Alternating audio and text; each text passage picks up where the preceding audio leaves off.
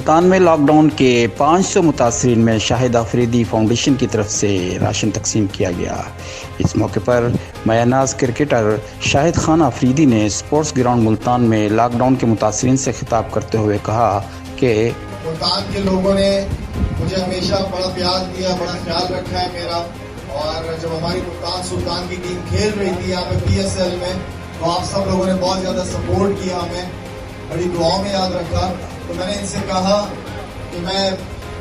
1 مہینے سے تو باہر ہوں، 1 مہینے سے چترال، دیر، وزیرستان ان ایریاز میں جا کے راشن کے حوالے سے لوگوں کو تقسیم کر رہے تھے، راشن تقسیم کر رہے تھے۔ تو میں نے کہا میں نکل رہا ہوں یہاں سے کراچی کی طرف، تو میں چاہتا ہوں کہ کچھ ملتان کے لوگوں سے بھی مل سکوں، اور ملتان کے لوگ جو ہیں ان کو بھی میں جو بھی راشن کے حوالے سے وہاں پہ تقسیم کرنا چاہتا ہوں۔ تو عامر بھائی نے ایک ہی دن کے اندر سارا ارینجمنٹ کیا، جتنا بھی ارینجمنٹ کیا، لسٹ نکالی، ان لسٹ میں سے جو بھی ضرورت مند لوگ تھے،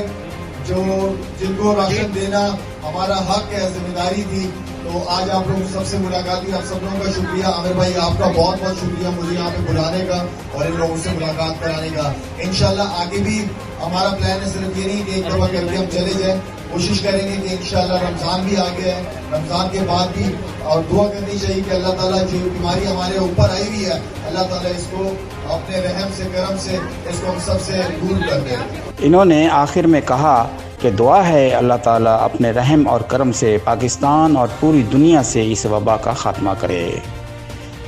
صفدر بخاری، SSB 92 TV، ملتان۔